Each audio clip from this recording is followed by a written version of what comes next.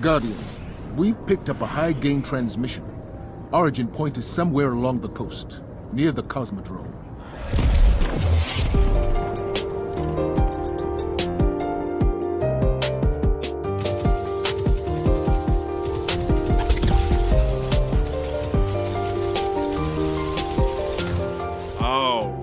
Alrighty. Welcome to Cosmodrome Radio, episode 65. We are here 3 days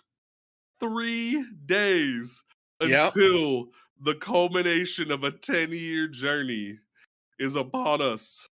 Ladies, gentlemen, and they, thems alike, we are on the urge of greatness being thrust upon us with new powers, the likes we have never seen before. Mm-hmm. And it's going to be lovely. Don't forget, this show, folks, is Cosmodrome Radio, the podcast all about Destiny 2 and all the great things about it. Don't forget that you can follow this podcast on Apple Podcasts, Spotify. You are still our champs. You are still in the running for the most plays. Make sure that you review us on Spotify and on Apple Podcasts, because the more that people review us, the more people that give us 5 stars, the more we move up in the algorithm. So make sure that you drop those reviews on those platforms for us. Make sure you follow us on Twitter. I'm about to say, we're gonna be ramping up coverage. This is a warning to everybody. If we are able to clear the raid Friday, we will do a show Saturday. But if we can't do it, we will move the show to Sunday or move the show to the following week. Matter of fact, we might even say fuck it and just make the show be Sunday as a safety condition. That way, either way, we're here. So plan on the show being next Sunday after the raid in the 48 hours has concluded. Let's just do that as a safety precaution. Next Sunday, 8 p.m. Eastern, we will be here for episode 66. We'll be talking about the raid experience, talking about the campaign, all that fun stuff. So get ready for that. My name is JP and Cajun. We do this show every week on my channels, and then we goes up on the podcast platforms for everybody. I am excited to throw some axes at some motherfuckers come Tuesday.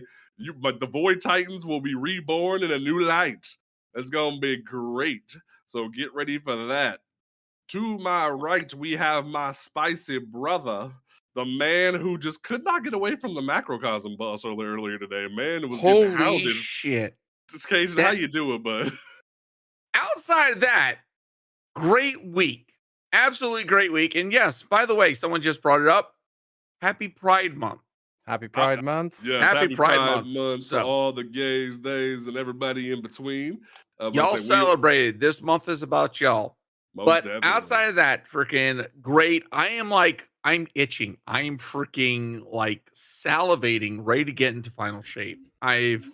I'm almost done. I just have very small little things to take care of, some engram matters and a vault cleaning that's just a smidge overdue, but I'm doing great. I'm at 560 right now. I'm doing real good for myself. 560? Dude, I want to be at Cajun. 400. I want to be at 400. So that way every one of those freaking new weapons I get is let's take a look. Hey Cajun. What? I'm at 306. Ooh. Fuck you. I've never been above 350. That's actually terrifying. Damn. Well, let's highlight our newest co-host. Hello. The person in the chair looking adorable as shit. Previous guest turned co-host. DanJon, how you doing, fam? I'm doing good. Very excited for Tuesday. Happy Pride Month again, everybody. Gender is a soup, and I ordered the steak tartare. But Fair enough. Respect. I am very excited for 4 months of functional immortality come Tuesday, because my build is ready, that artifact is spicy, and I am very excited. How are you coping with the well nerf? I'm curious. Well, okay, Void. Those of you who know me, Void main. I only go on well when it's necessary. But I'm not on the well is dead train like a lot of people are. Over here, there was a conversation about body parts and earrings and things. So I'm a little concerned about how you feel about what's occurring. No, the well nerfs are needed. The well nerfs are needed. I just hope that my issue with the well nerf isn't the well nerf. My issue with the well nerf is that Bungie aren't going to retroactively tackle content in a way to fix it. Exactly. So I we're was not saying that instead. earlier So- with Cajun. I was telling him that too. I'm gonna say this. Considering how many avenues that we have now in Final Shape that are going to be able to heal, to be quite honest, it's more or less going to put the power of damage reduction and survivability in the hands of the player. Bottom line, you're going to be responsible for your own self for staying alive, which is how, now I'm going to say this, how a lot of us used to do it back in Destiny 2 year 1 when those raids were out. We didn't have well. And it was pretty much, everyone played their shit, did it to the best of your ability, and if you got the win, you got the win. It wasn't a stand-in well and freaking, chunk damage. Most definitely. Well, let's go ahead and dive into the mix because unbeknownst to us, a bunch of creators got flown out to Bungie for a sneak peek at Prismatic and a lot of stuff that we're getting to see.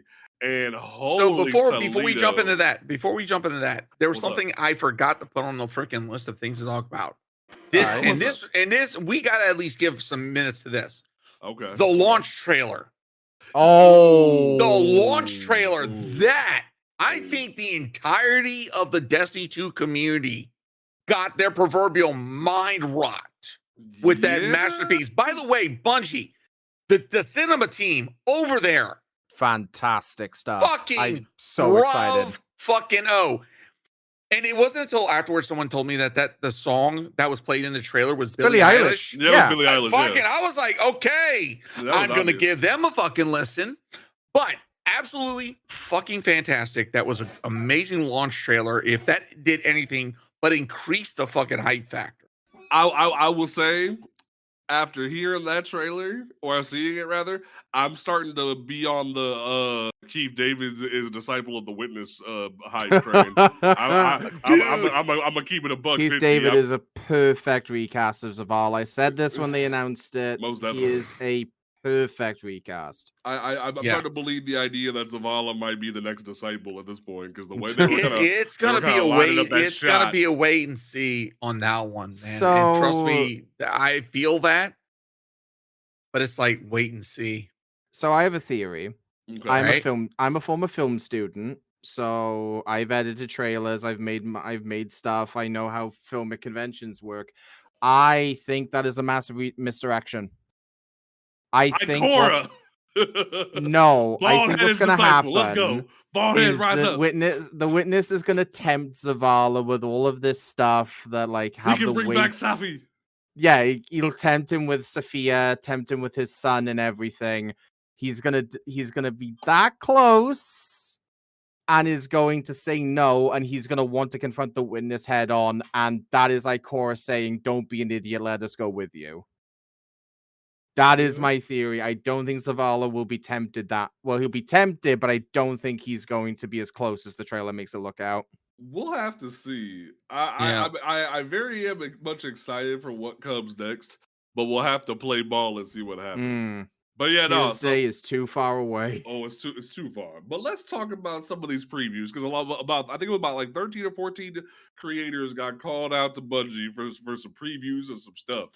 And I gotta say, now that I finally see this thing in action and see some more gameplay of it and see the numbers, at first I wasn't a big fan of hazardous propulsion, but the Titan chess piece is looking fire. DanJon's a little upset because failsafe's a chess piece now. It's okay.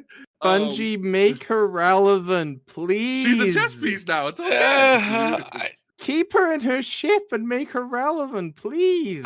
I don't want to talk about things that. Well, okay, so we all know about the freaking Sony fuck up that happened.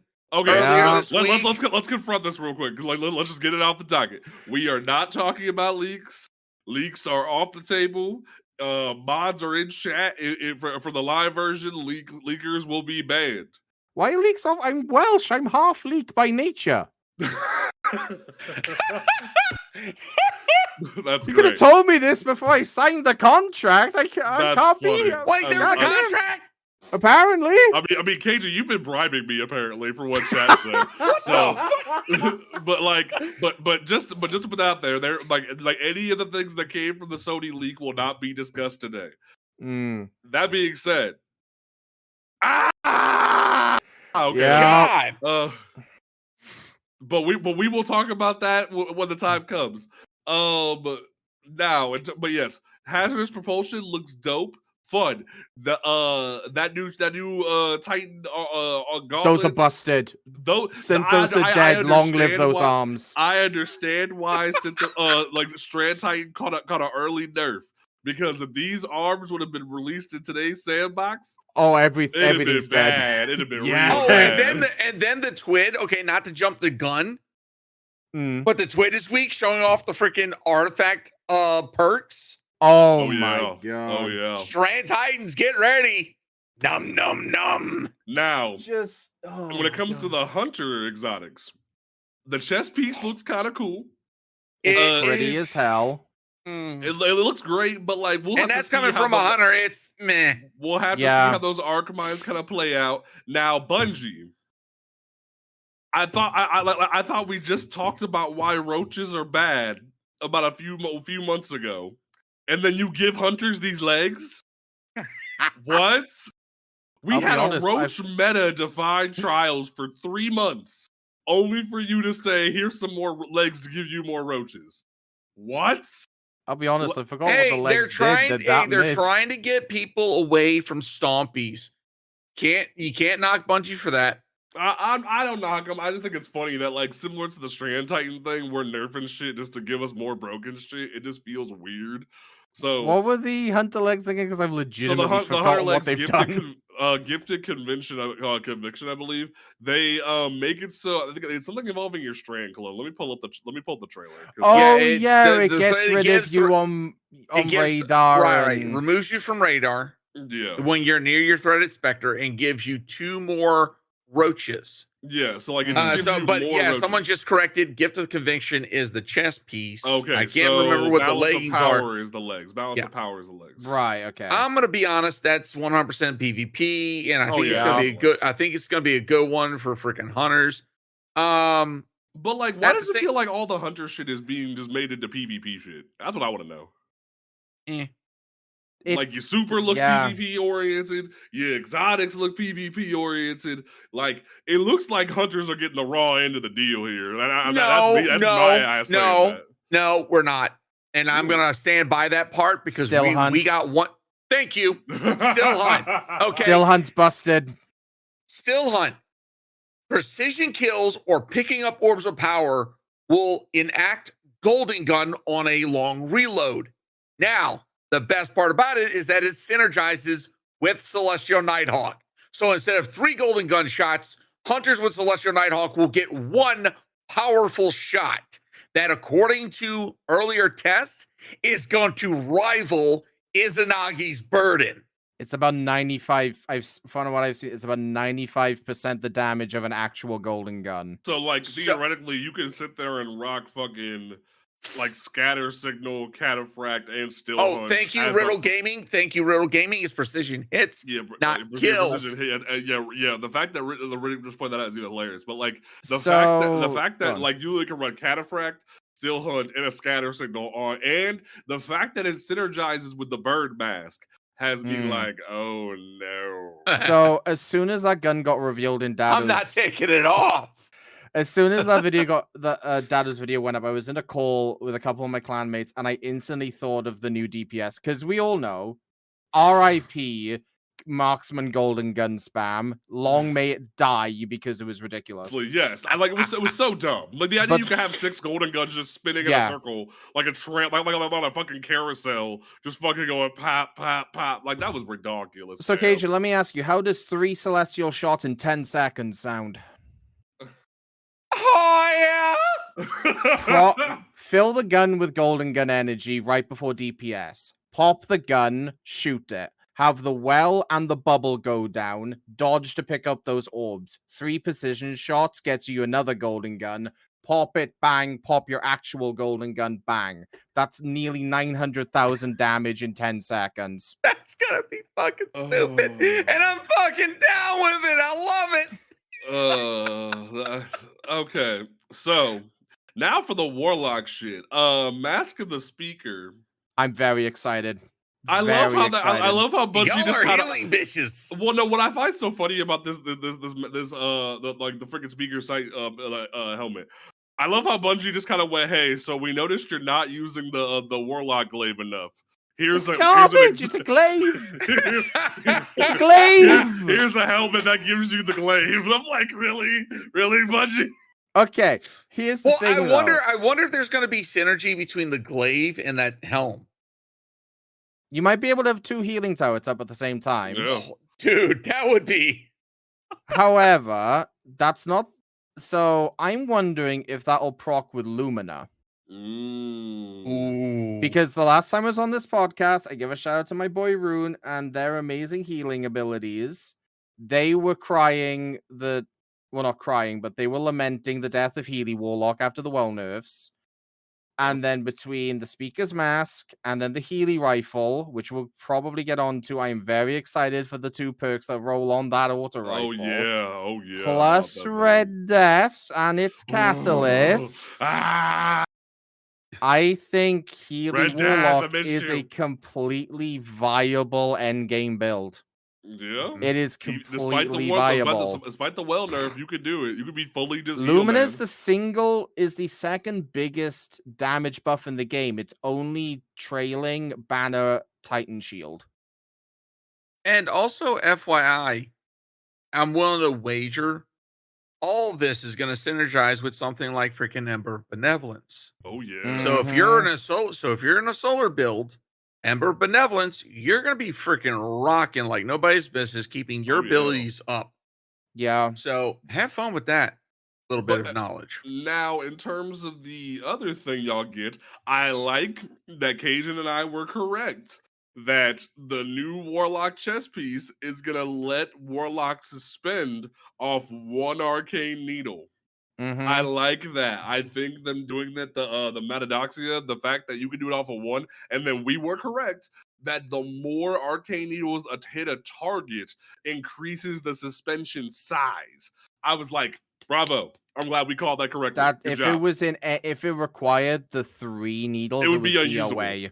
It would be DOA. Oh yeah, but the cool thing is that when you defeat suspended targets, your melee regen is increased. Yep. So freaking Shackle Grenade, Mind Spawn Invocation build, get ready. Y'all are gonna freaking dominate with that. Y'all are gonna rival Titan suspension build. Wishkeeper on top of that as well. Oh yeah. Wishkeeper on Warlock, that's gonna be nutty. I finally have a Strand exotic I can use that's useful because my build currently defaults to Swarmers. Fuck Swarmers. It's shit. Matadoxia. Okay. It's not great. It's okay. I'm not hot on Threadlings. I've never been hot on them. They are, and I believe that was in the patch notes last week. You don't want to be a roach. Swarmers are getting a small rework, like when you're standing in the well, or not well, but rift, and as you're doing damage, it's going to constantly spit out freaking roaches. I still have to be convinced on Threadlings because we've had them for now 15 months. They've had a couple of buffs. Yeah, I'm still not sold on them. They're still pretty chunky. Yeah, they put in work, especially because things like Threaded Needle, or the hell, Needle Storm is one of the highest damage supers in the game. So and just like someone pointed out, Apotheosis Star, with freaking Threadlings is freaking. That build for Warlock for Strand is absolutely nuts. I'll probably play with it once the buff comes through, and it's probably like I used to be a stasis hater. I disliked how it was introduced to us thematically. I did not use it apart from the times the game forced me. Guess what I've been having so much fun with since Into the Light came out? Yeah. Every one of my characters now has a stasis build, and it's so fun. Oh, just wait till just wait till dude. Frost Friday armor. or sorry, Frost Tuesday. armor. Tuesday's gonna feel so fucking fun. Frost armor. And that's not even including prismatic. Yeah. I'm gonna be throwing axes. Is gonna be endgame viable for a little bit. It's gonna be so nice. I'm gonna be busy throwing axes. Like that can wait. And then let's talk about Kvostov. Yeah. Freaking the synergy that Bungie baked into that sucker.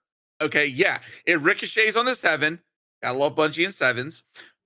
But all the stats have 7s in them, which I thought was nuts. The orbs of power that you pick up are going to freaking make the ricochets even stronger. And the weapons got shoot the loot, which you can shoot the orbs to pick them up. Yeah. Freaking win-win. I love that type of synergy within the freaking exotic itself. I really do love that gameplay. And I think that one's going to be a good one for a lot of the auto rifle lovers out there. Well, and not only that, if you look at things like Microcosm and also this, Bungie showed in people's footage that kinetic weapons, despite them getting nerfed and having that buff taken away, they're the ones that are going to give you equal parts dark energy and light energy to feed into Transcendence, which I think is so fucking smart to keep kinetic weapons relevant. Like, that's going to be so great of them to do. And not only that, and something that a lot of people have been finding out, especially in the current sandbox, is that kinetic weapons charge your supers faster. Yeah. Okay, so take Outbreak Perfected. A lot of people have taken Outbreak Perfected to multiple bosses. I told y'all motherfuckers it was Crota's one of them. And basically with rewind rounds on an Outbreak Perfected, you're able to keep it up a long time and able to recharge your super. Sneaky Beaver was able to pull off, 3 golden guns in a 1 DPS phase of Crota, and everybody was utilizing Outbreak Perfected. Well, and what's so funny is I told everyone, like I show both of us did. We told everyone, hey, rewind rounds is gonna be goated on this gun. Y'all are gonna see, because even before we got rewind rounds, I was taking Outbreak into things like fucking War Priest and getting top DPS with that and Cartesian and the Rocket. And people were like, oh no, that Outbreak isn't gonna be that good. Bitch, I took fucking Outbreak Perfected Cartesian Coordinate or Empty Vessel and Apex Predator with Bait and Switch into a Pantheon week 4 with a Bungie dev last week, and was literally able to have top DPS for Caretaker up to 5.5 mil. I don't want to hear shit. That thing is goated as hell, and people need to get on notice that Outbreak is going to be one of the most, especially with the buffs it's getting. That thing's going to be a monster. Like, and just wait for other rifles like No Time to Explain. That one's gonna be hitting hard too. Pulse nerf is one of the things I'm most looking forward to next week. There's a lot of buff. Yeah, pulse buff. Sorry, I'm so used to nerfs. Used to nerfs that getting a buff is like, what the hell? No, pulse buff.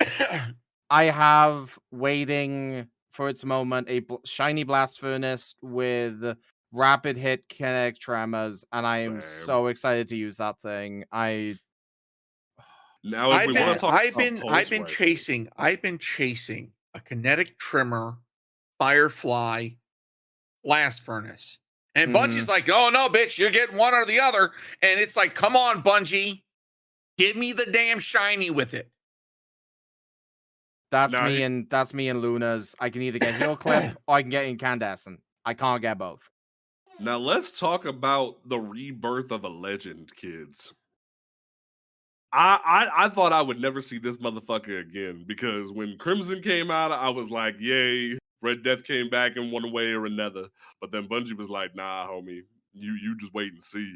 Because Red Death is coming back in a big way, and no longer is it kinetic. That motherfucker is solar. Yeah. And this thing has like, hey, what if Heal Clip didn't need to reload? And you're like, huh? And it said, oh no, Final Blows lets you just have cure times 2. And if you reload, it heals your teammates. And literally, as you deal damage with it, it gains increased handling, and it takes reduced flinch, and your movement speed is increased. And then when you're at reduced health yourself, the weapon doesn't increase damage. So you can essentially be able to 2-tap motherfuckers with this thing. And I'm just like, oh yes, the king of dad rifles has returned. That thing is going to carry so many people to solo flawless dungeons. That thing is going to be the solo flawless gun. Yeah, I hate to say it for any long range map. Sucks to be all freaking pulses are going to be the freaking go-to, and everybody and their mama's going to be holding on to freaking Red Death. That's going to be fucking hilarious. I'm going to be sitting. I'm going to be sitting outside of trials with fucking popcorn buckets, just listening to the sweaty tears. Oh, that shit's got to be freaking absolutely hilarious. Back to Prime Taken King, where the only two sounds you heard on a map was Thorn or Red Death. Oh, I'm so ready for it. I'm so ready. I miss those days, dog. My Red Death is still on my fucking D1 character. I miss them days. But like, and I was already thinking, this thing has cure times 2 baked into it. Imagine how, like, there was a couple weeks recently when the auto rifle meta was popping off in trials where you saw Precious Scars Solar Titan with Ember of Benevolence and a heal clip Summoner Adept. Me. What happens when I get Precious Scars, Ember of Benevolence, and Red Death?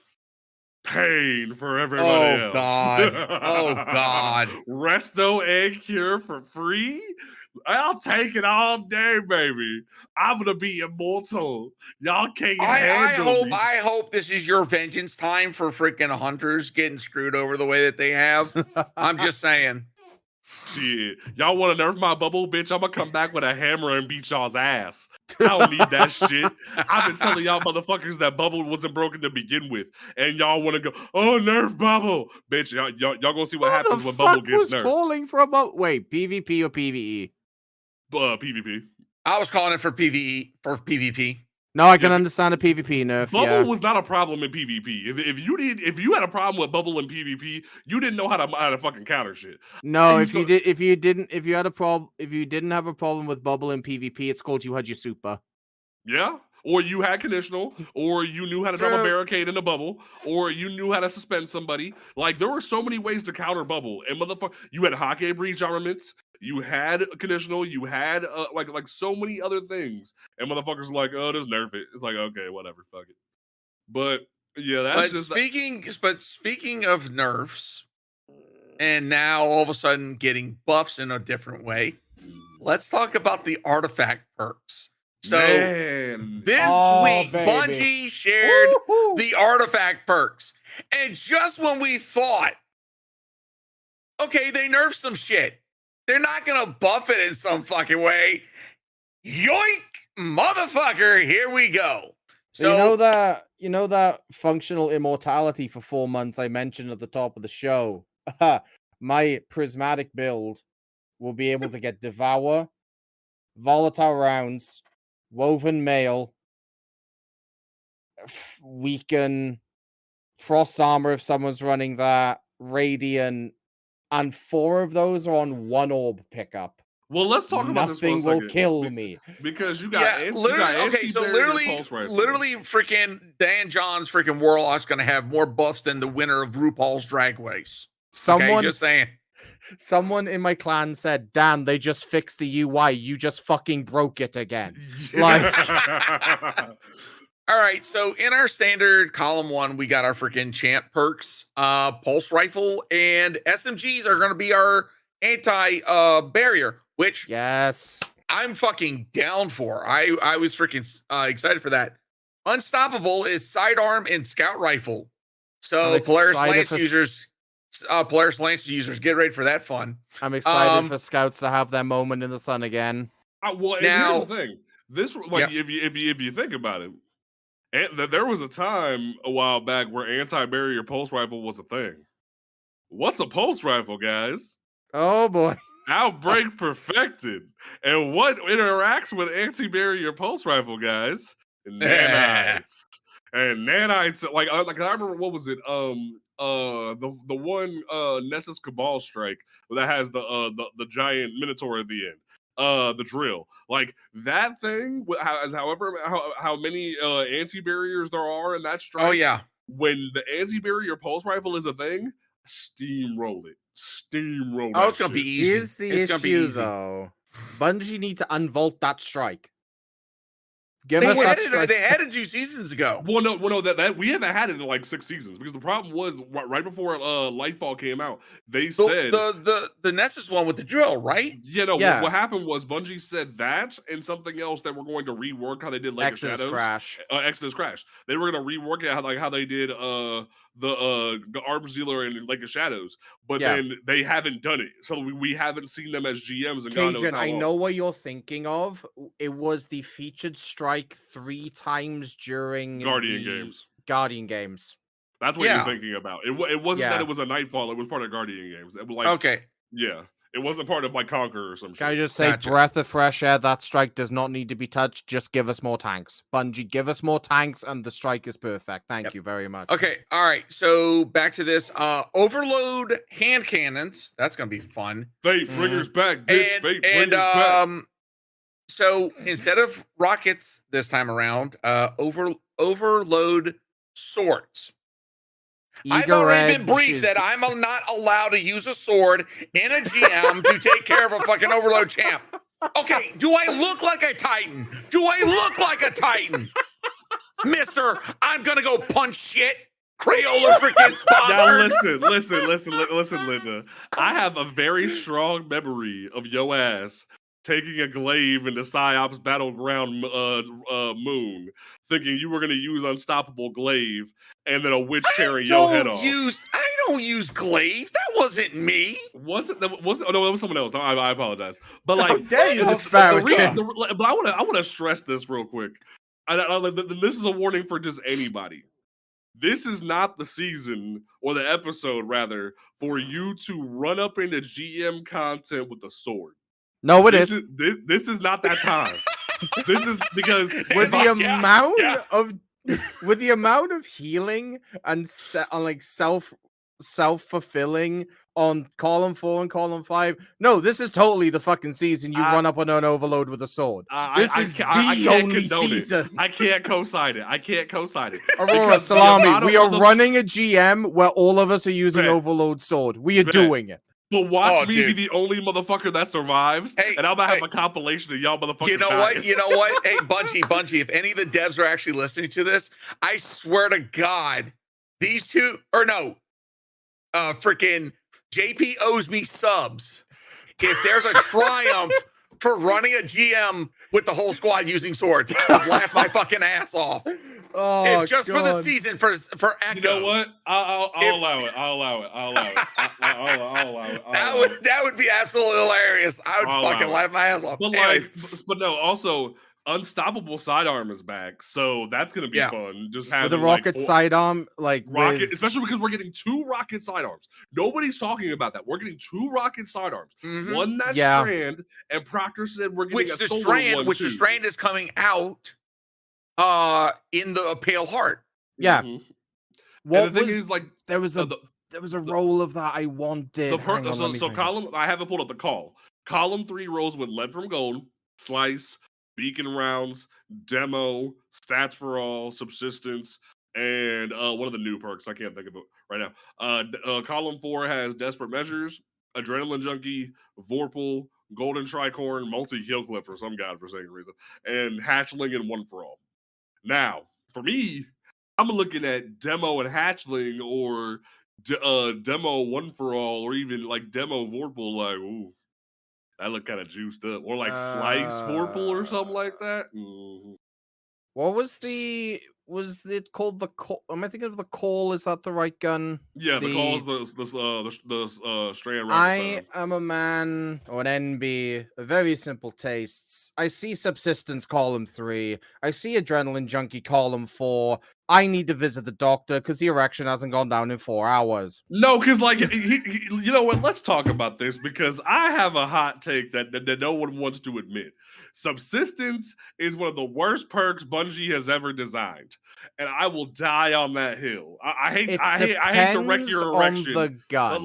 but here's the thing: If you put that thing on any primary weapon in the game, you're never gonna get your ammo refunded beyond a normal strike. Like minors take more than a clip half the fucking time. Majors never die in one clip. So subsistence is one of the, especially when you have the, like I remember when everyone was like, "Oh my god, the god roll for funnel web is subsistence frenzy." I'm like, bitch, no, what? It's not. It's subsistence adrenaline junkie. But even then, it's like, bro, this gun's never gonna get refunded ammo. Like, what do you think? No, so on my void build, because I have volatile proccing so often, I do get 2 or 3 subsistence procs a magazine. Interesting. Okay. So I'll agree with you. Subsistence is a situational perk. On a hand cannon, it's good. On auto rifles, it's okay. On scouts, don't even fucking bother because of the reasons you listed. No. On a pulse, it's okay. But on something with a low magazine that refunds the ammo you used, like a hand cannon, like a rocket sidearm, like a shotgun, subsistence is an S tier perk because it just feeds that ammo back into you.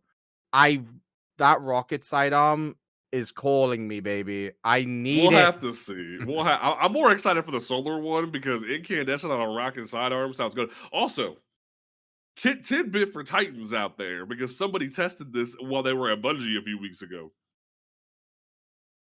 Hazardous propulsion buffs rocket sidearms because it has rocket in the name. Yep. So it pulls a Yu-Gi-Oh? Yes. Like we're pulling Yu-Gi-Oh. So basically, not only does it buff rockets for 10 seconds, rocket sidearms for 10 seconds. Right. It also, the rocket sidearms. So it's literally going to be a whole lot of fun for rockets for Titans. Would that buff Quicksilvers as well then? Because that technically is that rockets or is that grenades? No, grenades. Grenades. Like there's rockets that fire out of it, but those rockets do kinetic damage, so I don't know how that would work. But like now for the rest of this artifact though. So column 2 is pretty much a lot of your standard, buff origin traits, and we got the new stuff coming in. The radial area transposer, which we assume is going to be the echo weapons. Dealer's choice, which is going to be the pale heart weapons. Collective purpose, which I think we can all agree is probably going to be the raid weapon, like Salvation Sage. And then Sundering Origin. Now, Sundering is if I'm not mistaken, I believe Sundering is the origin trait for the Warlord's Ruin weapons. Yes, it is. Yes. Now, outside of that, the only one that I really kind of want to focus on is authorized mod Elemental Charge.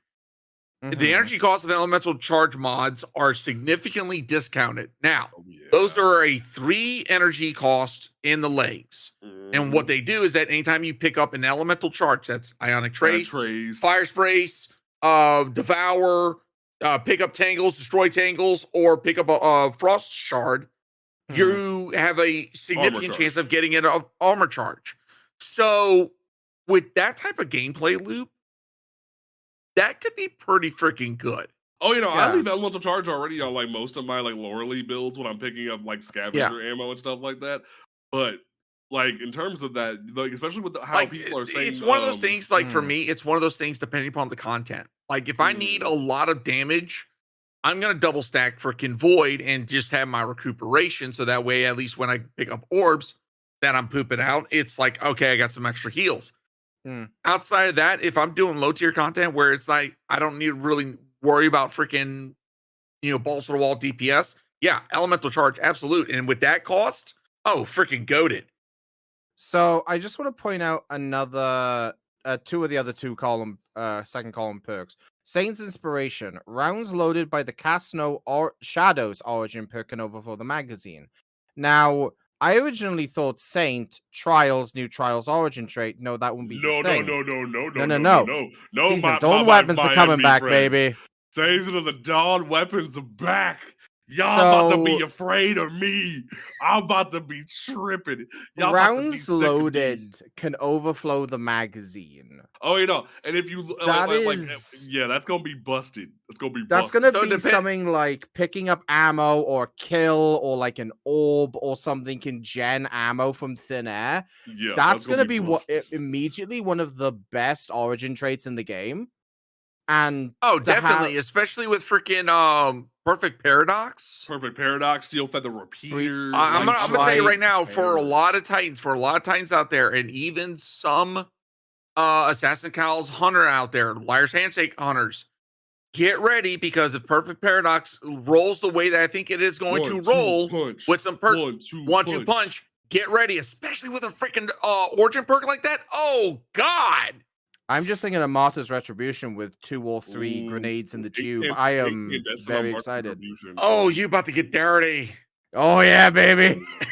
I've been waiting for that thing to come back in the game for months. But the other one I want to point out, Logic Reductor. Weapons with a Radiolaria Transposer origin perk deal increased damage to Vex. Extends the duration of Radiolarian pools created by Radiolaria Transposer. Bungie already gave us the cum gun with Witherhoard. Are they just said spread STDs now with this? Is this what they're doing? Just spread Radiolari. Like, you have cum. Now spicy cum. Speaking of which, one of the weapons, I think it's from the Pale Heart, is a grenade launcher. It's the first legendary weapon that is of the same type that's Witherhoard. And it's stasis. Yes.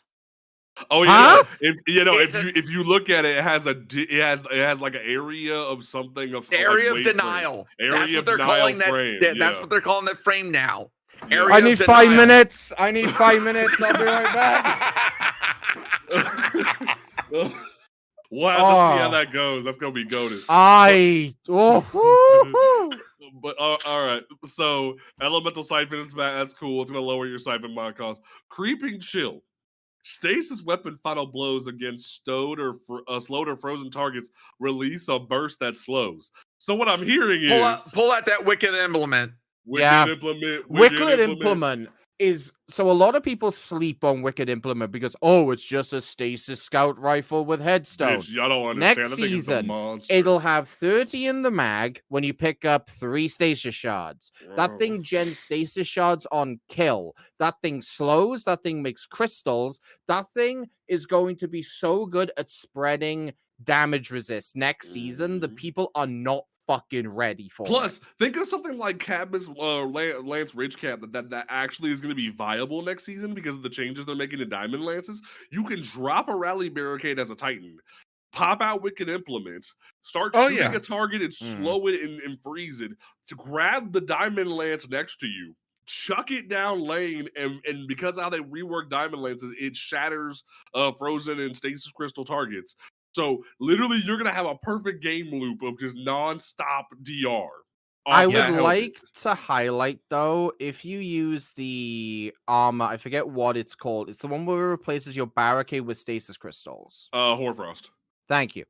If you use Hoarfrost and then have the Tectonic Harvest aspect on, breaking your own barricade gives you 25% damage resistance instantly. Yup, because you break that shit, it's gonna immediately give you a bunch of stasis shards. So each crystal is 1 shard, and there's 5 crystals. Yeah. That's gonna be nutty, fam. It's gonna be so good. So Strand is also going to get an equivalent of that with Threaded Blast. Destroying a Tangle with a Strand weapon creates a larger and more damaging blast.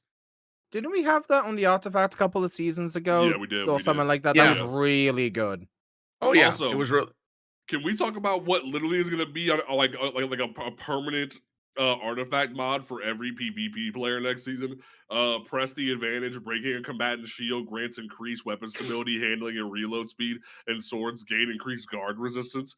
That's literally going to be a staple of every PvP player. If you're not wearing that in PvP next season, you're dumb. Like, I'm looking you're gonna have at that 3 in PvE. game assists. I'm looking at that, and I'm thinking that the way that they word it, because usually when they say combatant, they're not referring to PvP. Now, if that does work in PvP, Oh, God in heaven, I think everybody and their mother's going to be screaming about that. Both, because combatant tends to be hostile creature. Yeah. So, like, if that works in PvP, it's going to be, like, if you're not wearing that in PvP, you're throwing at this point next season. Like, genuinely, you will be throwing. Then from there, Blaze. Oh, this is where shit gets really fun. So counter energy, when you or a member of your fire team stuns a champion, you gain energy for your least charge ability. Now, granted, we had a variant of this a few seasons back, where right around when Stasis first came out, where they said, hey, every time you stun a champion, you get energy towards your stasis grenade. Now it's just, hey, whenever you stun a champion, you get fed back into your like whatever ability is the lowest. So imagine something like, I don't know, hypothetical, Heart of Inmost Light mixed with Verity's Brow on a class. Oh item, yeah. And you're just like stun, ability energy nonstop. That's gonna be freaking prismatic builds are about to go. It's gonna be nutty as fuck. If we're sharing builds, I have one. I'm so excited for it. I've done so much tinkering. This next artifact perk, I want to do a asterisk to this one because we're gonna jump just slightly ahead. So later on, we're gonna be talking about an interview that Chris Proctor, the lead Bungie weapon guy, sat down with Games Radar about. In that article, in that interview, he made mention about the raid and expectations about what weapons are going to be utilized. He did not give hints, but he said people that are very hung up on rockets, it will be doable, but they may be sorely disappointed. Oh, yeah. That being said, this next artifact perk makes me think that, well, this may confirm one of the weapons of choice. Bladed Stamina. Rapidly defeating combatants with swords refunds some ammo. So doing some content, don't be surprised. Whip out them swords. It's going to be fun. There's a lot with Prismatic. We said this earlier, but there's a lot of self-sustain. There's a lot of self-damage reduction. There's a lot of self-healing. And Bungie tend to hint towards upcoming content in their buffs and nerfs. Yeah. And like what's in the artifact, like you guys said. Honestly, I can see there being like swords being pretty. And not only that, swords got a 7% damage increase alongside machine guns. Oh yeah.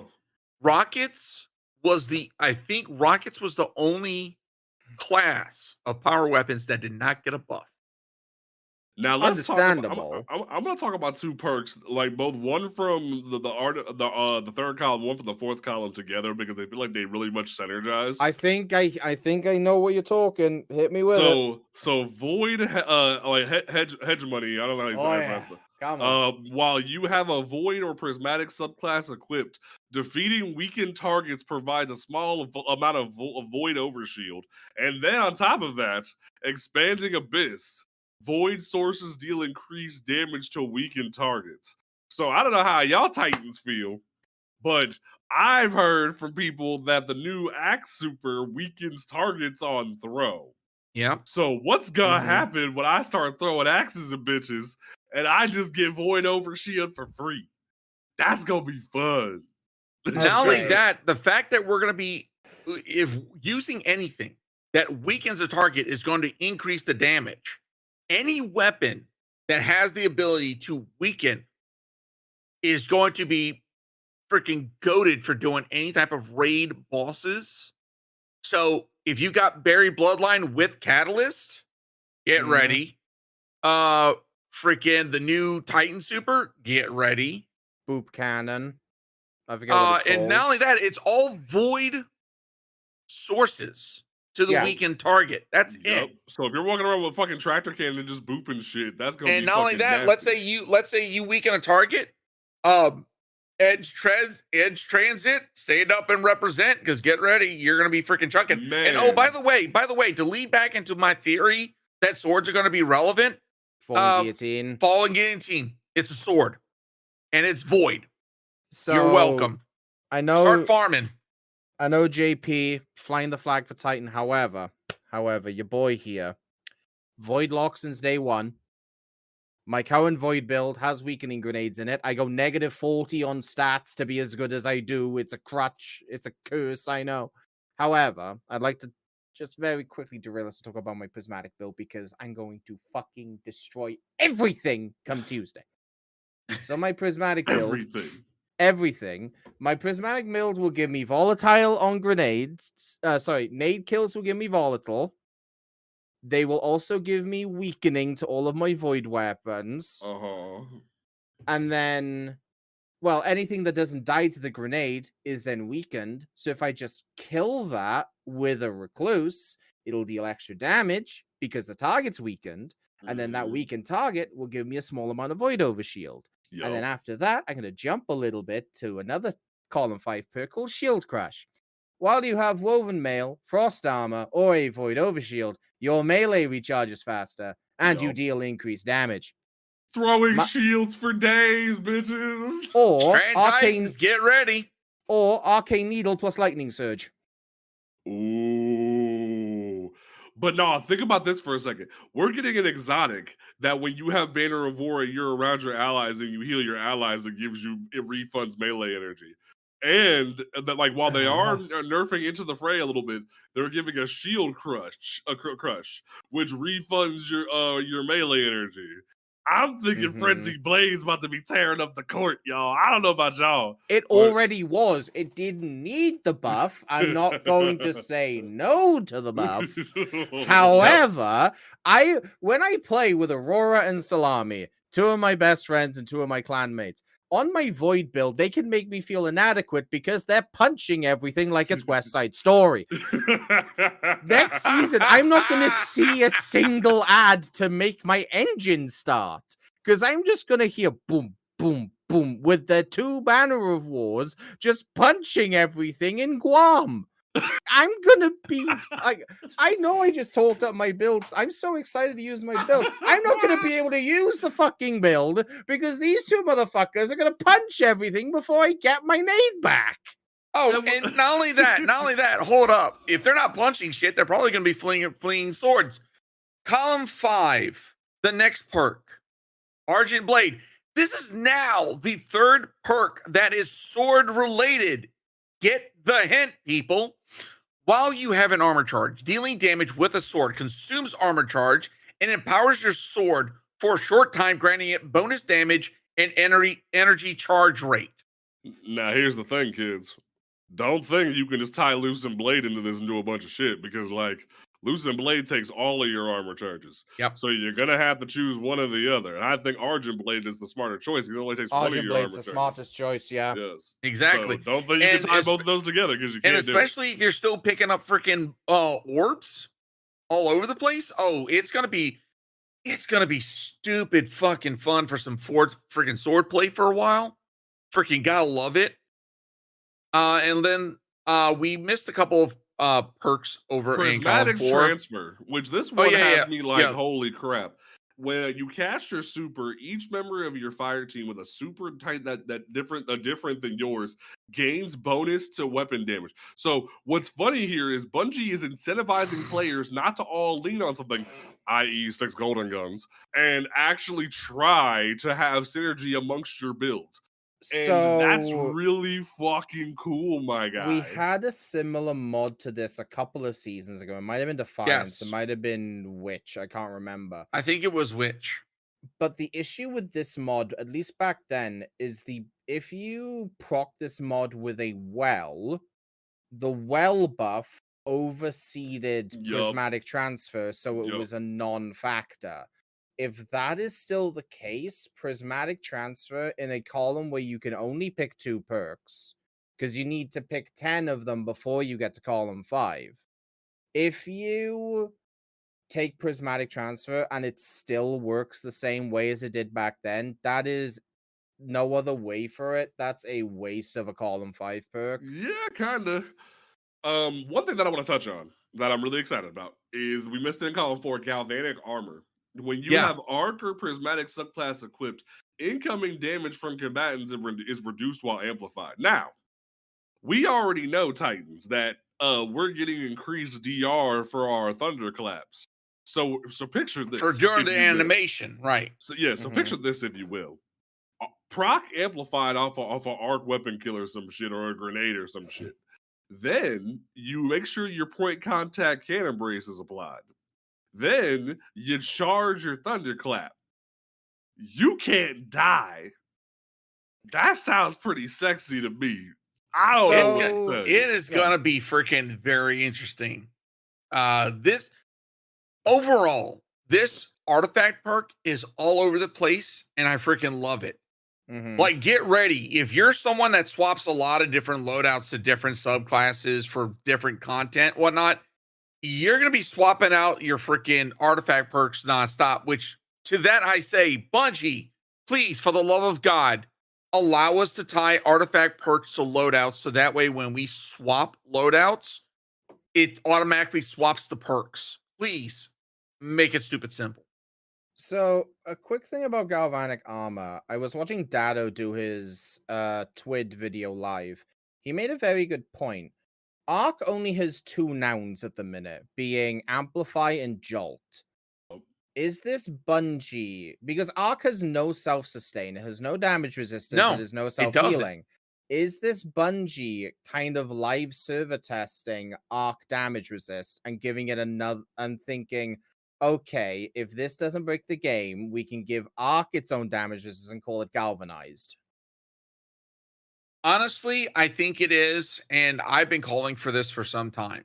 I've had a lot of people argue with me and try to like gaslight and say, no, Arc does have freaking damage resist. Arc does have healing. Before the changes, before the proposed changes, okay, for Final Shape, the only heals that it had was freaking rifts, or freaking whenever doing the contact or the thunderclap, it had the wording for begin heals, which we all know if it has that, it doesn't guarantee a heal.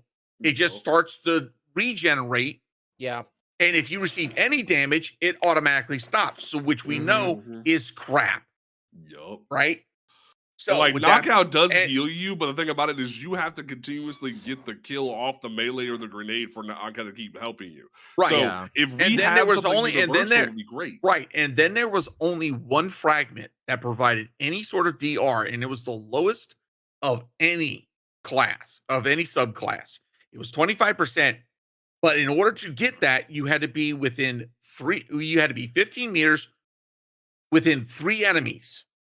So doing any sort of end game content, I'm referring to Grandmaster or Master Raids or Master Dungeons. If you're within 15 meters of 3 enemies, hoping that you're going to get damage. Yeah.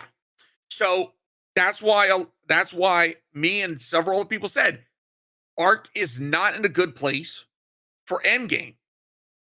So I'm hoping that this is Bungie finally doing what needs to happen. Yes, test it. Let us test it, Bungie, through the artifact. I love when Bungie does do things like this, because we've eventually seen them be like, okay, and down the line, okay, here's a new addition. Here's Foe Tracer's new perk. Straight up artifact. Exactly. So if the damage resistance is good enough, which to me, to be on the, it would have to be 30%. Around there, yeah. It would have to be around 30%. Because right now, I want to say the highest is going to be right now still Woven Mail. Frost Armor is just slightly underneath it. Are you taking Whisper of Rhyme into consideration with this? Yes. Yeah, that's true. Okay. With Whisper of Rhyme, it is just going to be just underneath Woven Mail. So yeah. I don't think it would be 30% simply because Amplified is such an easy state to put yourself in. Yeah, it'd probably be about like 10 or 20. So or more than likely, I wouldn't be surprised if you have to activate, like, if they were to implement it in the future, you would have to be in an amplified state in order to get Galvanic. Yeah. So it would be like, well, so for Strand, you don't necessarily need to do that. Just picking up an orb with the fragment, you get Woven Mail. But now that's down to 5 seconds. Yeah. Stasis is very easy to get the freaking shards for the most part. You cough and you generate 3. So depending on it would really depend. Now, maybe if you're amplified and you get an ionic trace, you get galvanized. Yeah, I can see Can see that. Yeah. Now like now that we've kind of touched on most of the artifact, let's actually like swing back because there was a bunch of different weapons that different creators were able to highlight that we didn't touch on just yet. And what we did mention the call was really cool. I thought that was dope. We're getting a new solar fusion rifle. That from what everyone's saying, that the pale heart weapons are craftable. So that's gonna be really interesting to have a rocket sidearm that's craftable. We're gonna have another craftable solar fusion rifle with the new one that we're about to get that has Ikora's face on it, which is just weird. Then we have the first ever stasis heavy burst hand cannon. And that's bad endings. Be sex. Yeah, bold endings. Yeah, bold endings. That is, oh my days. Yeah, and like you can get, like, for the first time ever, Headstone's gonna be in the 3rd column, which that's weird as hell. But in the 4th column, they put demo, so you can have demo and Headstone on this thing for PvE. You can have like, didn't that also have explosive payload? It does not have explosive payload. It has. It does have Dragonfly though. It does have Dragonfly, so you can have Headstone and Dragonfly together. That's what it was. Looking for. That's what it was. I was like, oh, wait a second. That's the role I'm looking for. That's gonna be a very interesting toy there. False Hope, which is like another ninja sword. Like, I'm not really too excited about that. It looks like it might be a Vortex Frames solar sword, which is kind of cool. Yeah, it is. So, but like, I'm not that worried. I've never been a fan of the ninja swords. That's not for me. I'm not that worried about it. Hey, JP. Yes, sir. Going back to what I was saying, how many now Vortex Frames have we had within a small amount of time? That would be our 3rd in about 6 months. Yep. Yes. Now, actually, not even. When was Slammer introduced? Like around the update, like a month or 2 before into the season of the Witch. Yeah, so that's 3 in 2 months. That's wild. So let's talk about freaking the first ever potentially craftable strand machine gun. Throw your Mikados in the trash, people. Yes. Because this Pro Memoria has things like Reconstruction, Demolitionist, Envious Assassin, Dragonfly, Target Lock, Reconstruction Target Lock on a motherfucking strand machine gun. And I believe that's an adaptive too, so it's gonna be a freaking it's a good frame. It's a 600, right? Yeah, it's a 600 RPM, so that thing's gonna be gnarly. We're getting a Void Sniper Rifle, which that's going to be weird. It looks like it's like besides having snapshot opening, it feels like it's very much geared to be a PvE sniper because it has things like the stabilizing rounds, rewind rounds, reconstruction, demo. It's not better than Still Hunt. I'm just saying. Oh my god, you would still hunt, bro. Oh my Lanta. He's got a point though. Now let's talk about how we're getting like a new primary shotgun that is the same frame as Matador and Fractifist, and it's kinetic. This thing is craftable. For some reason, it has Lakshmi's face on it. I'm like, why? But so I have it's to the Joker. Yeah, makes sense. But like legitimately, I'm gonna be running around with this thing, and it can get the standard threat detector and opening shot roll. So to literally have a free craftable Fractifist / Matador in your primary slot frees up so much more potential for fun. I'm ready. Y'all about to be running from me. Now let's talk about no hesitation. The first ever auto rifle. This thing is fucking nutty, bro. So those of you who haven't seen the videos that Datto and Fallout and More Console and everyone who went to that event put out, this is the Healy auto rifle that Bungie told us was coming in the Final Shape reveal event about a year ago now at this point. And its frame is unique. It is Sadly, not hit scan ever. It is a projectile auto rifle. So if you're not used to projectile weapons in Destiny, that will take a bit of getting used to. We don't have that many fully automatic projectile guns in the game. The way it works is you get kills by aiming down your sight, and that charges a meter kind of like glaives. And then when you shoot the gun, when you hip firing, then that shoots out healing projectiles at your allies. Now, it also, I believe, if you hit them enough, it grants them restoration. Yes, because it has two frame. new perks. It has the physic as a third column trait, which rapidly healing allies grants restoration to you and your allies. And then the other fourth column perk that everyone's like, holy crap about, if I can fucking pull it up here. Circle of Life. Circle Rapidly of healing Life. allies grants this weapon a period of increased damage. So you literally can heal your teammates and have increased damage on an auto rifle. Moira Mains, rise up. Which, FYI, solar freaking warlocks. Moira Mains, rise up. Let's go. You better be using Ember Benevolence. I'm just saying. That means it's like just nonstop. Now, this looks to be one of the Vanguard weapons for the season. Succinctiliation. The first ever the Nightfall gun. Yes, the first ever strand 3-burst adaptive burst linear fusion rifle. This thing looks nutty. It can roll, rewind, bait and switch. Game over. Yep, rewind round, bait and switch. Envious Assassin bait and switch.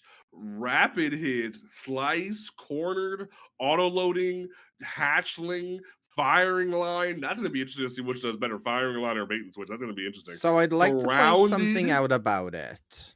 Go for it. It's a viced weapon, which means it gets Vice Stinger as its origin trait. It did get nerfed a little while ago, which means it's not as positive as it was. But those of you who don't use Vice guns, A, you're sleeping on one of the best weapon manufacturers in the game. B, Vice Stinger periodically will give you ammo back in your magazine when you're using the gun. Now, the reason the role I want is rewind rounds instead of Envious Assassin. Rewind rounds only procs when you hit 0 shots in your magazine. If you get luckily timed Vice Stinger procs, you could legitimately get 15, 16, 17 rounds in this thing consistently. Oh, yeah. This thing will be ridiculous. It's going to be very interesting to see how that plays out. Now, the other Vanguard weapon, which is a returning weapon. So everybody who keeps coming through my streams telling me, hey, where'd you get that auto rifle, Jay?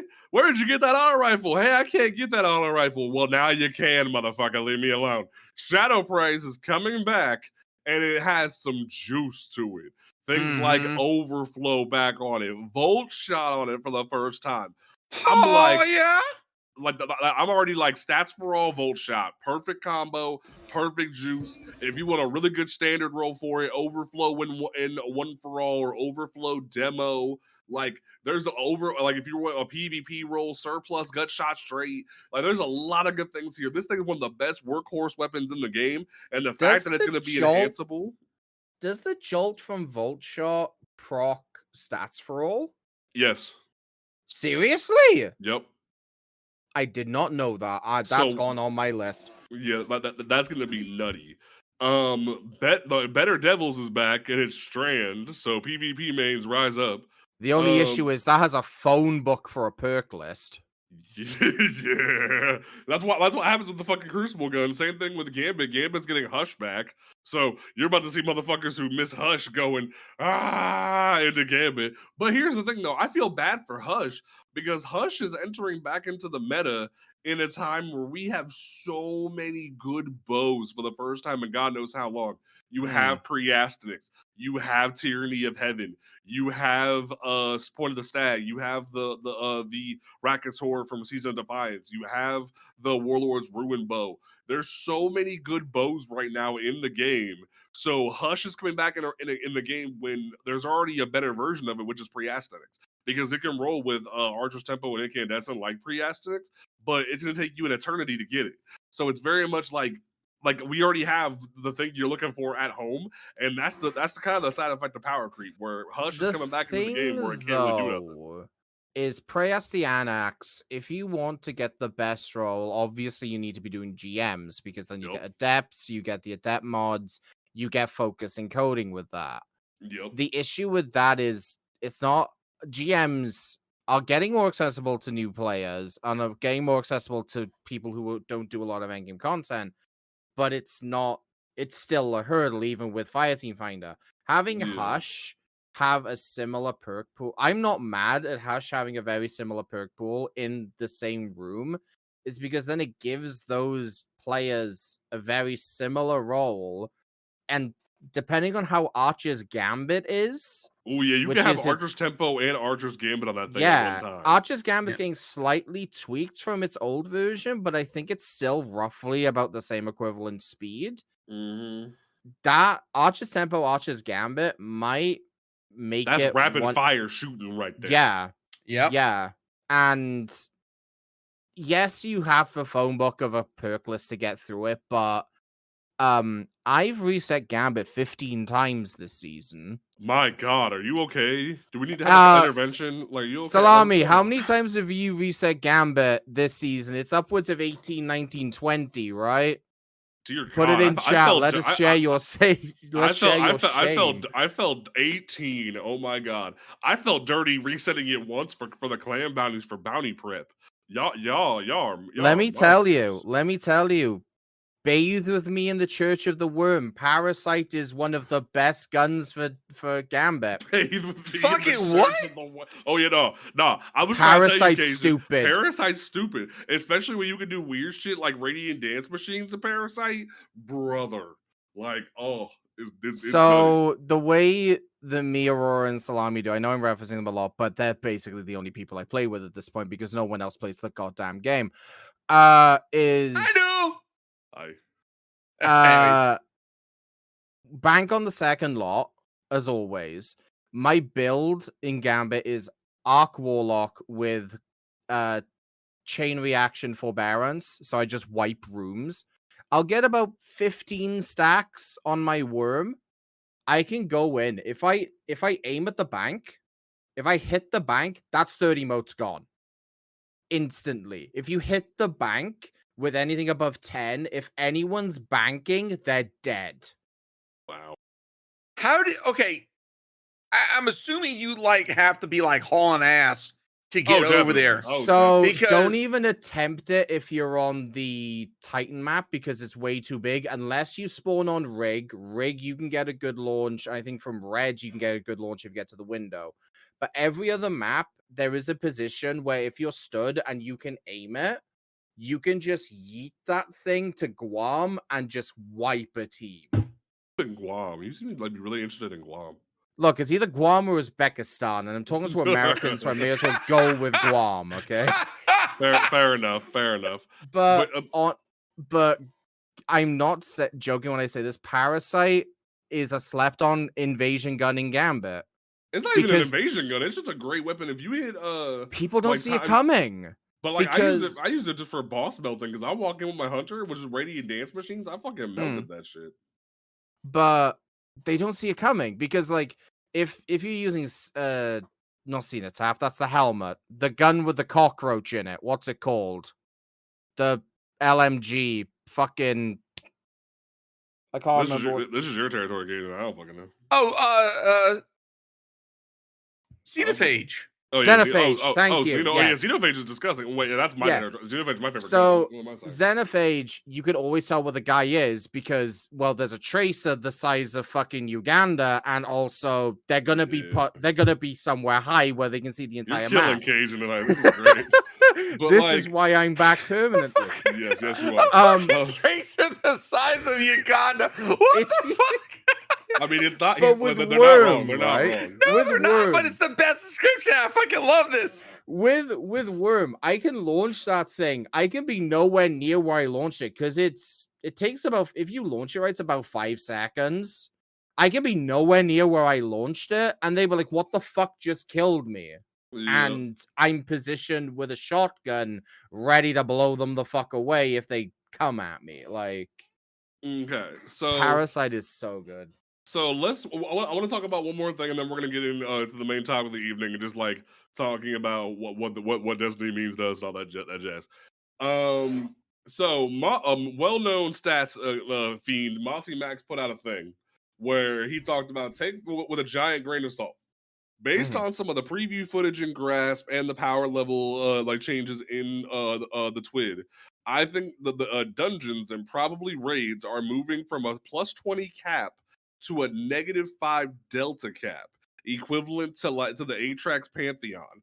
This is a minus 35% nerf to damage, but it might also get surges. Then from there, he talks about how this comes from the daiquiri footage showing a GOA at a 1950 activity. And with previous TWID saying the power level cap for the raid is 1945, which that's wild that they're saying, hey, cap, your max light is going to be 2000 or like 210 or something like that. But then they're like, oh, the barrier to entry for the day one raid is only 1945. That's wild. But if this is true, it means all raids and dungeons are being standardized to a single power level rather than ranging from 560 Cali to 1810 Crota / a new raid. Current resources will need to adjust values, but we finally can directly compare numbers between any boss in the game. Which, here's the thing. Some people were talking about this, and it kind of scares me. While I think I definitely can agree that them trying to standardize raids in a more fashionable way is a great idea. I really have not enjoyed this let's slap surges on raids thing for a couple of reasons. Mainly because of the fact that it complicates us trying to standardize a meta. And especially when it comes to things like we've had Whisper Free for Oryx for a hot minute. Or even when it comes to standardized weapon rotations, we've been trying to get used to different weapon rotations because we don't know what the day one raid's going to be like. And I'm really worried that rather than having open range on raids and being like, hey guys, do you have this weapon, yada yada, Bungie's going to be like, hey, we have surges now. You're restricted to having this if you want to have the best damage. And I am very worried about that because while I think surges are a great tool for some things like GMs, I think I think it's also great when we talked about this online. I think them putting surges in raids, let alone master raids, was a really bad idea because it decentivizes players to go into that content. And while it does give you some benefits like, hey, you gotta like you have an advantage over this master content, it does penalize you if you don't have the best in slot for that element. And it can be like a thing where you may be one of the best raiders, but if you didn't bring the trick of the week, you don't get to do this master content. You gotta wait till a different week. And I think master content or raids in general should be about your skill, not what random gun you brought to the table. And that's what I'm really worried about with them potentially adding surges to raids and master raids. And dungeons for that matter. And I agree with that. Look, don't get me wrong. I think that if Bungie really is trying to standardize the damage across all the raids, and by standardizing that by doing a -5 power delta, I think that is a good place. Yes. That is an absolute, especially for dungeons and raids. That is a really good place for those power levels to be at. And I 100% agree. The surges should not be a thing. I think this was a good thing for something like Pantheon. But at the same time, it's like it kind of shoehorned some things, right?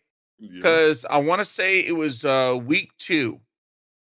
Because it was Arc, freaking everybody was looking for like really good arc damage weapons. Cloud Strike, Thunderlord.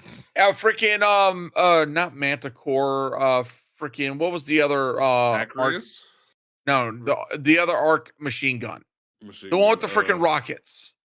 Oh, Grand Overture. Grand Overture. Oh yeah, Grand that Overture sucker came out on top, and I'll tell you what, it did business. It did fucking business. Mm-hmm. Same time, different token. Yeah, and while at the same time it did like really give an incentive to do a different play style, which don't get me wrong, using Grand Overture for Caretaker felt really fucking refreshing because I didn't have to worry about freaking doing this freaking, freaking hot swap bullshit to get bait and switch to proc and then hope and pray that it did proc because I can't see it on the freaking UI. Oh I God, can't wait till yeah, Tuesday, that happened bro. to me today Oh, dude, often. Yeah. It felt good, but I think I agree. Like I said, forcing surges is going to force metas. It's going to force weekly, force weapon in order to join randoms, and it's going to suck. Doing the -5, I think, is an absolutely solid. Let's standardize everything. Let's standardize the dungeons, which, by the way, if that is indeed the case, don't expect go pub stomping through freaking Shattered Throne, Prophecy, and even Pit of Heresy. Those are now going to be freaking. Those are actually going to bite back. Well, and what's funny is I've been saying for the longest time that things like Shattered Throne and Pit of Heresy would do so well if A, they had their own standardized loot and not just the fucking world loot, but B, if they had master versions. So maybe this is Bungie finally getting ready to introduce that, because that would have been one of the greatest things to do first season of The Wish, was give us Master Last Wish and Master like freaking Shattered Throne, because those were the OGs. Those were the first ever of their kind. And yet we are not trying to incentivize players to go back to those beyond, new shiny shit. Like, we should be trying to up the power delta. Hell, finally with Pantheon, we see an era where legit Riven can be done and taught and actually done and it not be a joke. I think Bungie missed out on a grand opportunity, and like they've already shown they can increase the power delta of Last Wish in a big way. Just give us Master Last Wish. Just do it. Like, fix Cali, fix Charles. I don't like Master Raids, but I love Last Wish enough to want to run it Master. Now, I will say this, since we're on the topic of Pantheon, I think all of us got Godslayer. I still need Platinum Macrocosm, but which I don't understand. I don't know how anybody couldn't get Platinum Macrocosm. Is it just the time? No, it's ammo economy.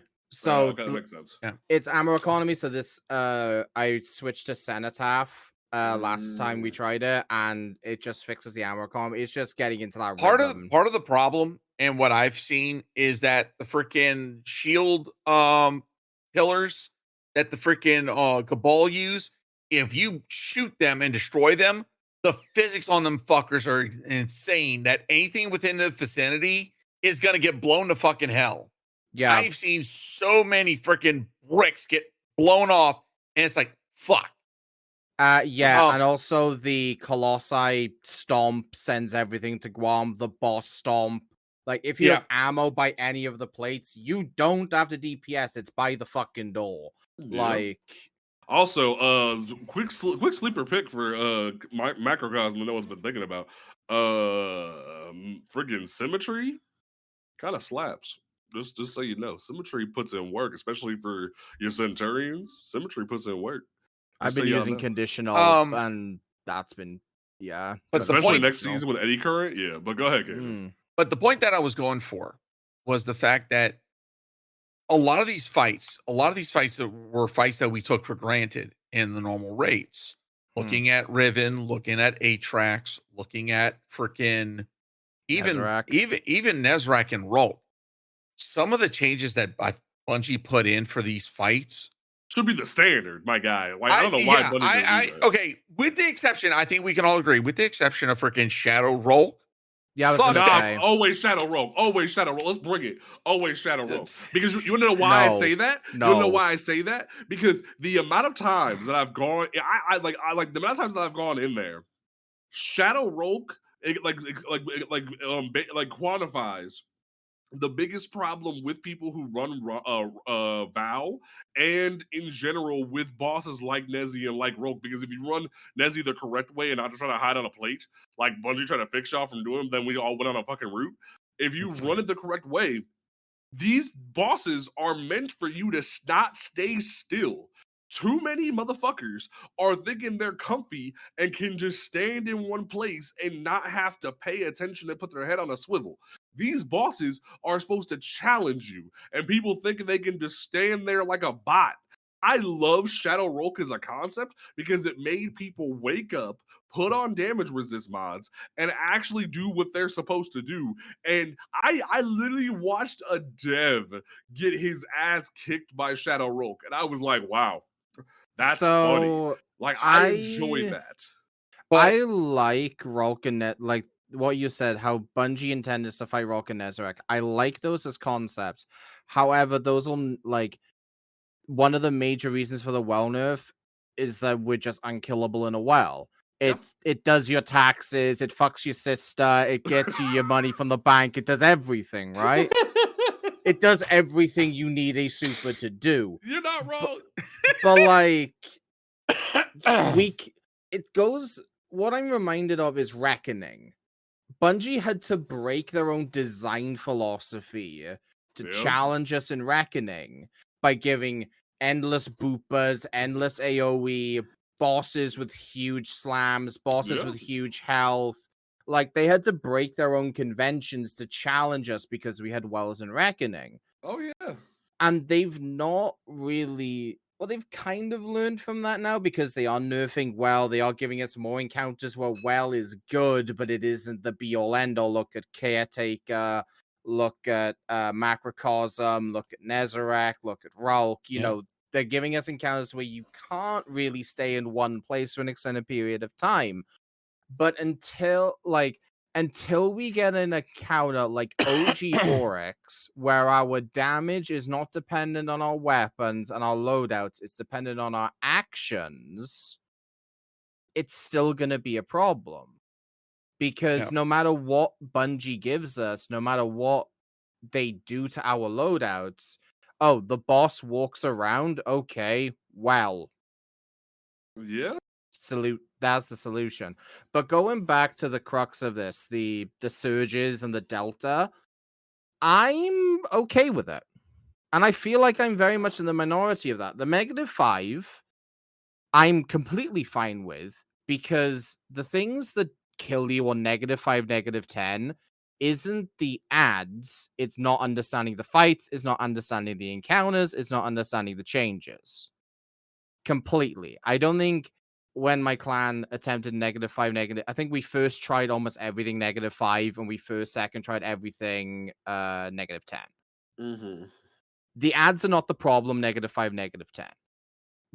The surges thing, I can understand where you guys are coming from, that it'll fix the meta, it'll keep things, stagnant. If you're not using Crux Termination on Arc Week, get the fuck out the LFG sort of thing. I can completely understand those. But without surges that rotate, which they will, because if you look at master modes, the surges rotate. Pantheon's a bit of an exception because we've had Solar Strand for 3 of the 5 weeks that the activity's been in the game. Without stuff that rotates, that meta still becomes stale, though. Aurora posted in chat, if it weren't for the rotating surges, everyone would just edge transit everything.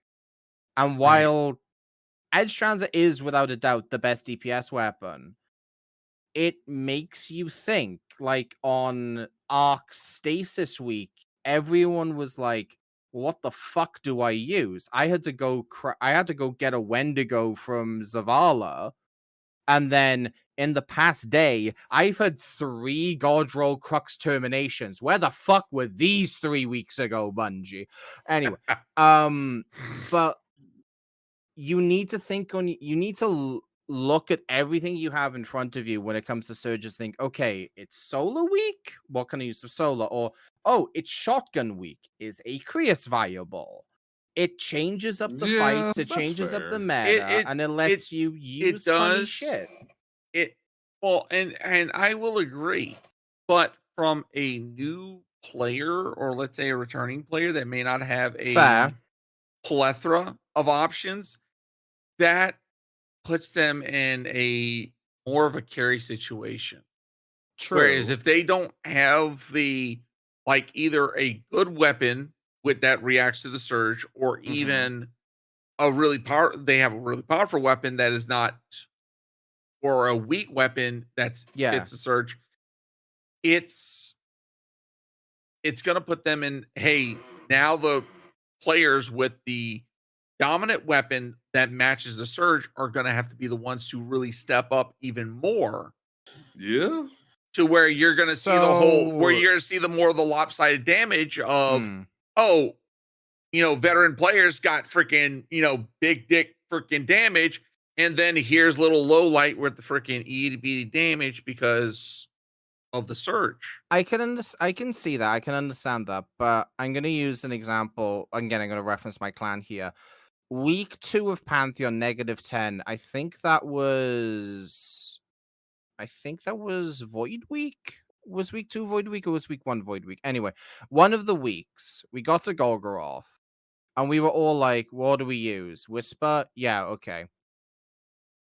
And I think that was a week where Whisper wasn't on the Void Stasis week 2. Thank you, Roar. So yeah, it was definitely -10.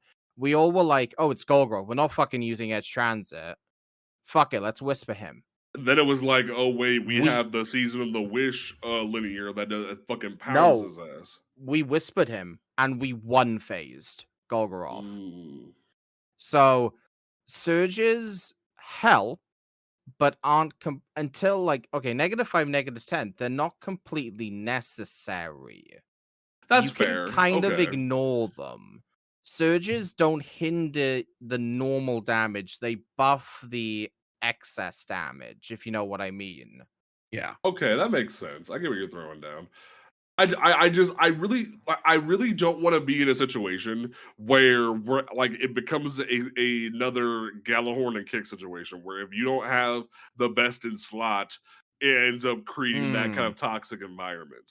Yeah. I'm worried about that. I'm genuinely worried about that kind of future where that's the world we're living in. That I can see that being an issue. That happened to me. I was trying to get Master Crota Nightmare Hunt a couple of months ago, and I joined the party and I was set up for Unstop, I was set for Barrier, set up with everything.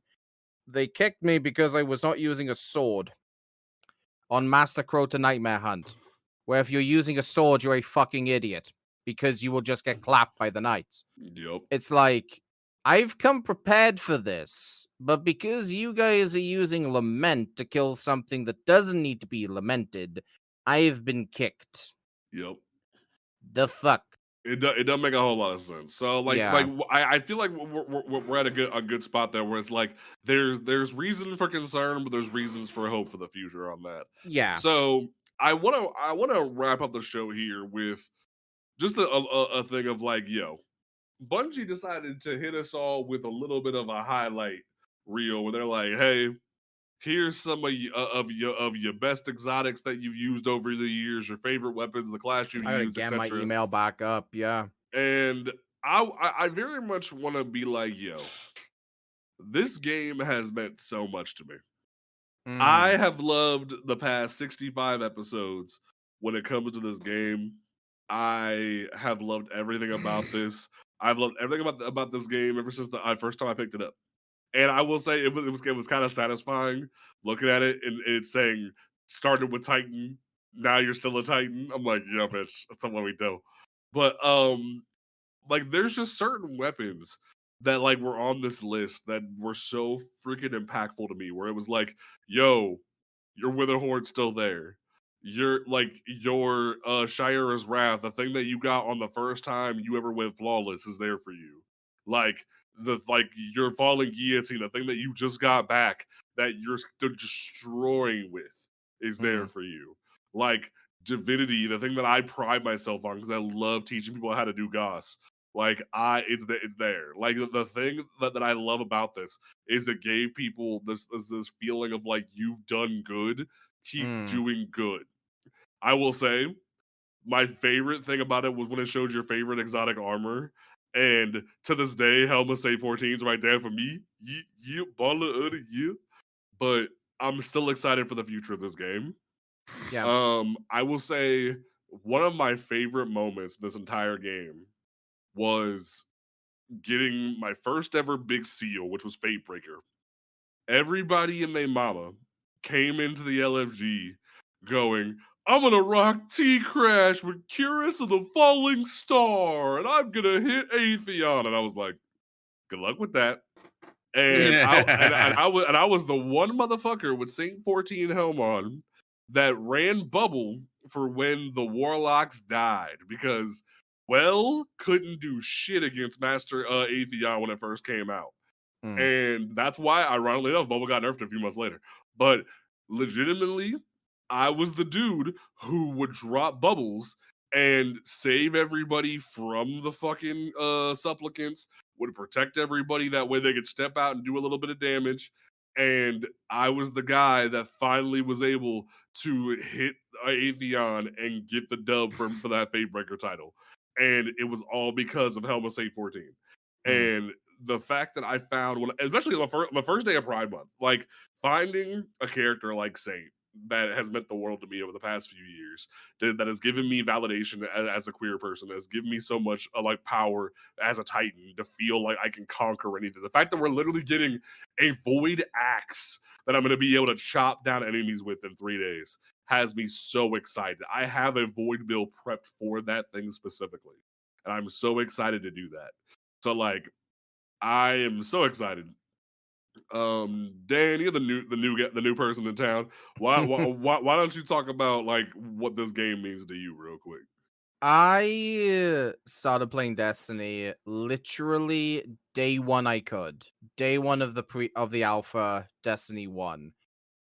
I remember where I was watching the E3 Sony event, I think it was. Would have been because Destiny was a Sony thing. Anyway.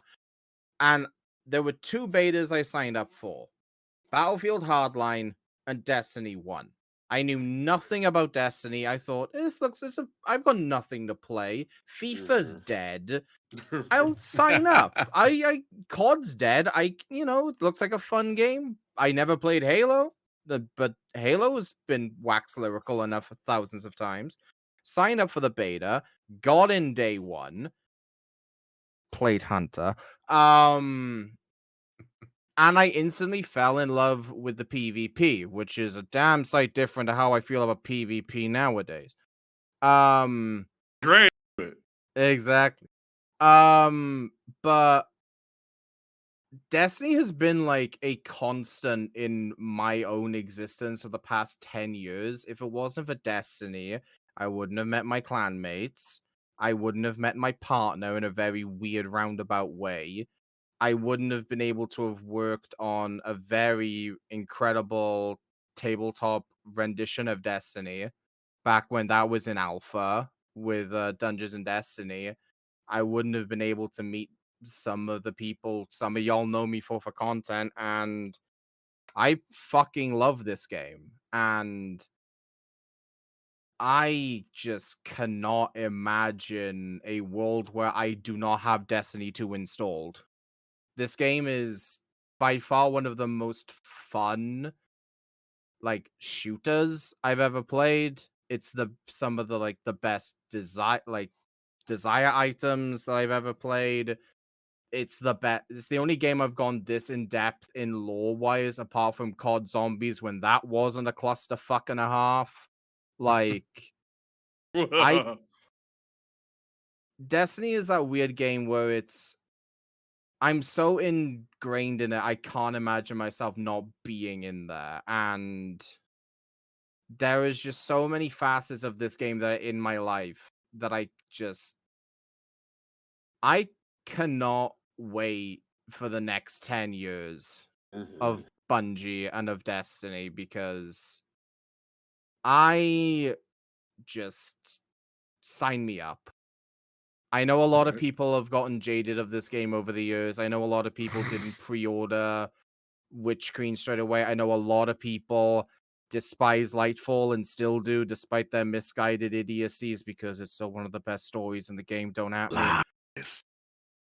If you look at it, it's one of the best stories. We'll have a different episode post the campaign talking about that. We'll come back to that.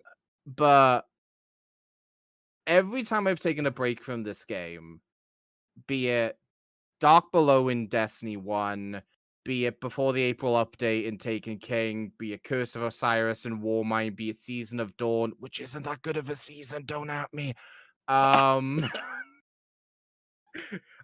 Hey guys, I think I'm on the podcast for one episode only, the way that JP reacted to that one. This game has always brought me back. I'm not fucking leaving. Yeah. My heart hurts right now. I'm so excited to get my favorite shotgun back, and you gonna hurt me like this. This feels wrong. All right, Cajun, speak your truth, because I'm hurt. So, I remember jumping in the Destiny 1, being completely tired of playing World of Warcraft, and just feeling like I was ready to get back to my sci-fi roots, my love for outer space fantasies. And I was still, reeling from Mass Effect. And here comes Destiny, from the same people behind Halo. And I played it for a bit, very casual. I didn't really get into a raid because learning that they didn't matchmake for raids in the game or to have anything that helped matchmate just felt like I didn't have an option. But I got into a clan and that when Taken King came around, and I got to experience my first ever raid. And right then and there, I knew that I was hooked, but like most things, I fell off from it. And then they announced that Destiny 2 was coming to PC. And I'll never forget when it came out. I was there from the beginning, found a great clan, and we, right off the rip, as soon as the raid came out, was jumping in there, having fun. Mm-hmm. I was with them from year one all the way to Beyond Light. And right around that time, I think for a lot of people, management decisions hurt a lot of us. Mm-hmm. But the way that a lot of the community was reacting and was going vile towards the devs soured me, and I didn't want to be in this game anymore. It took me 2 years it took me 2 years and a lot of my own self-reflection and learning of myself, finding out I was ADHD, working on my mental health, working on my own personal life, that brought me back to Destiny 2. And in the past year and a half, I have had the most fun in this game. And being able to share that enjoyment with others. Teaching, going from someone who on occasion would raid, barely step foot in a dungeon, let alone never step foot in a Grand Master. And in this past year, gone from someone jumping back in the raids, jumping into dungeons, doing Grand Masters, being able to teach and lead people through some of this content, being targeted by raid bosses, doing solo dungeon, even doing a trio raid. This past year, I've been able to do so much and to be part of their community and to meet up with so many people, to have the opportunity to meet JP, freaking Mex Plays, Charismo, Save the Blade, Darren, so many other content creators, Tower Mom, DanJon. It has been an absolute blast. And it has reminded me that games are fun. They're meant to be fun. At the end of the day. And we've been on one hell of a ride for 10 years. Most definitely. And on Tuesday, we are going to finish that story. Real quick, before I get emotional, because damn, Cajun, hit me upside the head. I want to thank a few different people that made this shit possible. I want to thank Fry and the guys who got me into this game, because literally 10 years ago, coming up soon, like 4 guys who I had like met through music class, like my freshman year of college, got me into this game, and it saved my life. And now they're in my clan after them falling off the game, which I thought was hilarious. Legitimately, I while there have been falling outs and there have been like parting of ways, like Toll, Priz, Tower, Alchemy, Diva, Falcon, everybody like Cajun and DanJon now. All of y'all have helped me make this show special. And we've gotten to talk about this game that we all love. And now that we're about to throw hands, throw like axes, throw blades in a new way, and take the fight one last round and then square up with some new shit and some old shit, I'm excited to see what happens. Folks, like we already said, next Sunday we'll be back with episode 66. We're going to have a great time, and we'll be back, and we will catch y'all Starside. Peace out. Eyes up, Guardians.